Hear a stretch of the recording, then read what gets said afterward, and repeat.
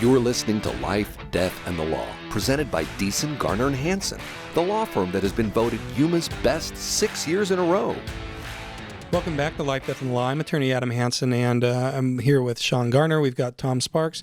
We've got Cody Beeson and Martine with us. Quite the crew today, and we've been talking a lot about this affront to TikTok that was actually put into law last Wednesday, by President Biden when he signed the big funding bill for Ukraine, Israel, and Taiwan. Well, those are the things that stick out, but really the funding was $1.2 trillion, and there's so much money in it, and there's so many pages in it that nobody really knows where it's all going. Part of that funding went to border protection, Shawn, and so you were going to talk a little bit about what you found about Mike Johnson, because he was really the last man standing deciding vote, and got it over the hump. So a lot of people are not happy with him on his side of the aisle. So let me put it out there first that I really like Mike Johnson.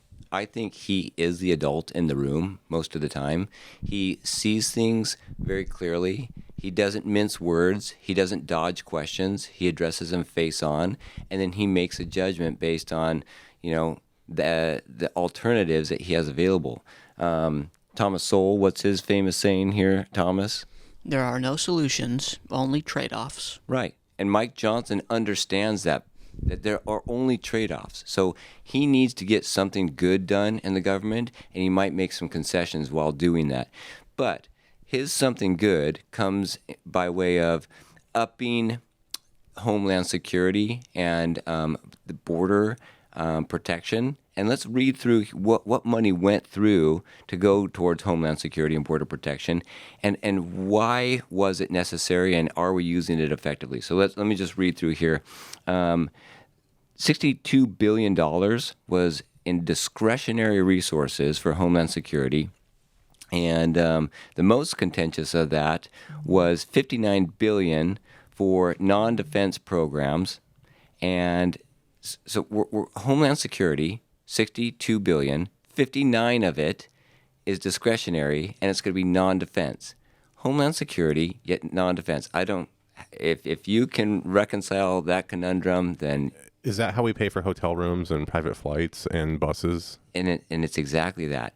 Look, right here, it talks about how $721 million is going to be provided for transportation. How... another 41,000 beds are going to be provided. How there's going to be more for, let's see here. We're spending how much on transportation? 150 officers are going to be hired to support counter fentanyl efforts. How is the fentanyl getting here? We're not producing it here. China. Yeah, it's the know-how is in China. The labs are in Mexico, and then it's being brought across the border, the very open border that the federal government has sued Texas for trying to close and allowing it to come in, but now they want to hire 150 more officers to support counter fentanyl efforts. Then there's going to be another 22,000 Border Patrol agents that are hired. Okay. 22,000 Border Patrol agents. Now, we live in Yuma, Arizona, so we have a unique perspective because we talk to and we see a lot of Border Patrol agents. I've yet to speak with one Border Patrol agent that feels that the current administration really is allowing him or her to do their job, and that is to protect our border. That is to protect people that are trying to enter our country illegally from getting here, detaining them and deporting them.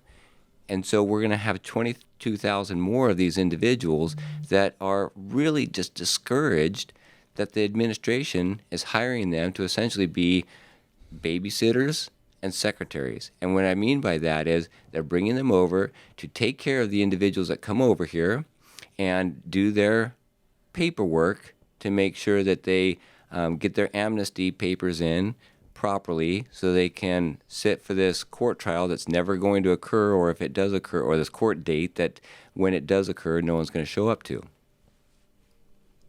That is what pushed Mike Johnson over the hump, was we're going to get more border security. We're throwing a whole bunch more money at border security, but we have enough resources. We just need to allow the Border Patrol agents to do what they were trained to do. I don't think any of them went into the Border Patrol to say, we are going to make sure that they come across the river safely, get processed safely, and understand exactly the words and terminology that they need to use to apply for, what is the word? Amnesty? It's Amnesty. it's not. No, it's what do you call that? Political Asylum. Yeah. And so that's what's happening right now is they're just processing centers. And a lot of the Border Patrol agents are far enough into their career that it would be devastating to their families for them to pull out now. But there still are a lot that are leaving the Border Patrol, and that's why we need to hire 22,000 more agents. But the ones that are sticking it out, they're demoralized, and it's really hard to see because these are men and women that have dedicated their lives to the protection of our country, and we're not letting them do what they have been trained and dedicated their lives to doing. Yeah, I just don't see in the long run 2,200 or 20. What was the number? 22,000. 22,000 new agents are still going to be subject to Mayorkas and the current administration, and they're just going to be told not to do their job. I'm sorry. So it's not 22,000 more agents. I got to fix that. It's bring the number up to 22,000 total agents. Okay. Yeah, I guess the point stands that feeding tools into a toolbox that you refuse to use doesn't help the problem much. But I think like the spending issue is really what I have a problem with. Like, I think in a previous to the bill passing on like April 19th, they were talking about the spending aspect, and the U.S. Air Force Secretary Frank Kendall was testifying before Congress about spending, and one of the congressmen, Florida Congressman Mike Waltz, was questioning him on exorbitant spending, where he held up a bag of bushings that would cost someone at the hardware store $100 to buy. I saw that. Let's have some people guess how much. Yeah, what do you think? The Air Force spends on those. Yeah, what do you think Air Force spends on a bag of metal pieces that would cost you $100? So does everybody know what bushings are? Yeah. Okay. They're really fat washers, like washers and in separation of bolts from the thing that's connecting it to. I'd say easily $1,000. 20,000. 20,000. Adam, what do you think? For the whole bag? Yeah, for the bag. Yeah, the bag contained, what would you say, 50 bushings? And I don't think it said exact number. Yeah, but 50 to 100 maybe. He held up a bag. 100 washers. Yeah. Let's say $10,000. 10,000. These are all good guesses, but the answer is $90,000 per bag. Yeah. That the Air Force spends on what you could spend $100 on to get. And $100 would be an expensive price. I literally could go to Amazon and get some of those bushings. Now, these bushings, I admit, could very well be very high-grade steel and tuned very, very precisely, but they're still a round piece of metal. That's what it is. It's a round piece of metal, not much bigger than a wedding ring. That's what it is. You can employ a machinist to make them for you. Yes, and that's what they're doing. And they're employing these machinists, and these machinists are loving it, and they're laughing all the way to the bank because they're paying them $90,000 for this machine. Because it is being done by a machinist. Yeah, but Yeah, I just think that It's just a single source company Right, that but- they're employing to do it, and this company has got it in deep with the government, and the rest of us are paying for that company to get rich. Yeah. So we just need to. Where's the money going? You didn't spend $90,000 on the metal. So let's say it cost you. Let's be generous and say it cost you $1,000, even though we think that's too high. Where does the other $89,000 go if it's not on the metal? It's going somewhere for something, and it just seems questionable. It seems very suspect that our money's not going exactly where we think it's going. And so let me just put out there an assumption. I think it's going to the company's bottom line and its stockholders, which a lot of which reside in Congress, are making a ton of money. That's where the money is going. So that would be known probably what a normal person would call money laundering. right? It's a way for Congress to get paid millions of dollars for being a public servant, for voting in measures and passing budget bills that line their pocket. In honor of VE Day, which is Victory in Europe Day, it's 79th year anniversary on May 8th. I want to play a clip that my son brought home. He's in school and he's learning a lot about World War II right now, and he knows that I love World War, the facts surrounding World War II, the causes that led up to it, and how the Allies were actually able to prevail. So he talked about this crazy policy that the Nazis came up with to undermine the monetary system of Britain. And so I'm going to play this clip that he forwarded me that he learned about, and he thought it was pretty amazing. So let's play that clip. Operation Bernhard was a secret counterfeiting operation carried out by the Nazis during World War II, with the aim of undermining the British economy. Highly skilled counterfeiters were recruited by the Nazis to produce fake banknotes. The goal was to erode trust in the British pound and weaken the enemy's economy. The counterfeiters worked meticulously in a highly classified facility. They extensively studied the security features of British banknotes, including watermarks, holograms, and specialized printing techniques. With great skill and precision, they replicated these features on the counterfeit banknotes. The counterfeit banknotes were carefully introduced into circulation to avoid detection. They were traded, used in markets and shops, and given as change. The plan was to destabilize the economy and shake public confidence in the British currency. The impact of Operation Bernhard was significant.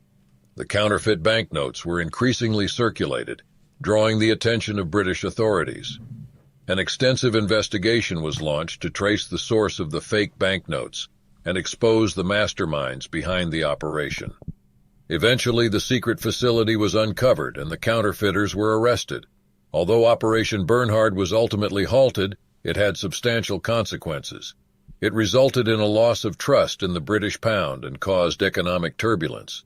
The story of Operation Bernhard serves as a chilling example of the criminal ingenuity of... Okay, that's worth replaying, just that portion right there, that what the Nazis were doing were printing money, and they were putting it into the economic system so it could undermine or deflate the value of the actual legitimate pounds or dollars, in our terms, that were out there. And it had significant consequences that the British had to deal with. Can you think of any other entity that's out there that is printing money and putting it into the economy that is deflating the value of the money? So I'm going to play that part again, and because it gets better from here. Now think of this, and think of the parallels that are going on between what the Nazis were doing in printing money and what somebody else might be doing closer to home in printing money and pushing it into the economy, especially as of late March. We had $1.2 trillion of money we don't have being printed and pushed into the economy. Here we go again. The story of Operation Bernhard serves as a chilling example of the criminal ingenuity of the Nazis in their attempt to weaken the enemy's economy. It also highlights the determination of the British authorities to combat such subversive actions and maintain currency stability. Operation Bernhard stands as a testament to the darkness and ruthless tactics employed by the Nazi regime during World War II. So, Operation Bernhard... So what we didn't get to is, what did the British do? And I asked my son this. What did the British do to counter that attack that was so dark, so insidious, that the Nazis would stop at no level to undermine the Britain's confidence in their monetary system? And he said, well, what they did was they became better at printing new notes that couldn't be counterfeited or that would be easily distinguished from the counterfeit money, and then they pulled all that counterfeit money out of circulation. So they had to pull money back out of circulation. Now, look at what we've done, right? We've printed a ton of money. We continue to insert it into the economy. Do we ever pull back and start pulling money back out of the economy to offset the devastating effects that inflation has had. A car costs twice as much now as it did in 2019. A house costs twice as much as it did in 2019. Martine, you're a young kid. You're working in a professional atmosphere. You have a good job, and you should be able to realize the American dream of owning your own car without car payments, going to school and paying for it without excessive student loans, and buying a home. How feasible are those goals to you? Buying a car without like a loan or anything isn't the most feasible, but like I know that it's possible with the loan, so I'm like, oh, okay, well, and I feel like that's pretty standard for most Americans. School though, like the school, like just schooling in general, thank God we have our community college here that's pretty affordable. But like if we lived in a major city where there was no community college nearby, I don't even think school would be like anywhere near in the picture. Like I'd probably be like saving up almost an entire year to take one class because credit hours are like $500, something like that, $500, something like that. Yeah, a typical semester at a state university is around $15,000 per semester. And that's a state university. If you're going as an out-of-state student, you're looking at more like $25,000. And if you want to go to a private institution, you're looking at like $30,000 to $40,000 per semester. Semester is half a year. That's like 15 to 18 credits. So it's very difficult. What about a home? What is the feasibility of you buying a well-constructed home? Well-constructed mobile home, I think, is the case for me, not a house. Yeah. Could you buy a house? No. You work full-time.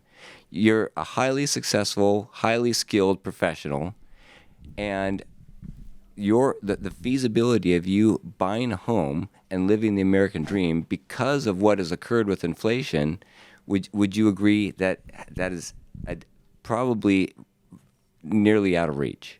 Oh, absolutely. And that's what I'm getting to with this $1 trillion package that just got passed. We're throwing good money after bad. Yes, there might be some good things in there, like more Border Patrol agents, officers that are fighting fentanyl. But if we could use those current tools for what we already have and actually enforce the border instead of fighting in court, Texas, from securing its own border and allowing the border agents to do that and stopping fentanyl from coming in the country in the first place, we probably wouldn't need all that extra money to do it. Plus, I think that the long-term effect of devaluing the dollar, not only economically, domestically here at home, is devastating, but worldwide is devastating because the rest of the world has relied on the dollar as a standard for its monetary measurement. And now with BRICS, it's going away from that. BRICS is China, Brazil, India, South Africa, them all going in their own independent monetary system instead of relying on the dollar. And that undermines America's influence and its policies around the world. I think America is a wonderful country. I like generally the policies and ideas that America stands for, and that is the freedom of the individual and the human rights of every person. But that's going to be undermined by all those countries because our monetary system is being deflated. That's all the time that we have for today. This is Life, Death, and the Law. If you have questions or want to know more about something that was discussed today, please call the law firm of Deason, Garner, and Hansen at 928-783-4575 or visit yumaestateplanning.com.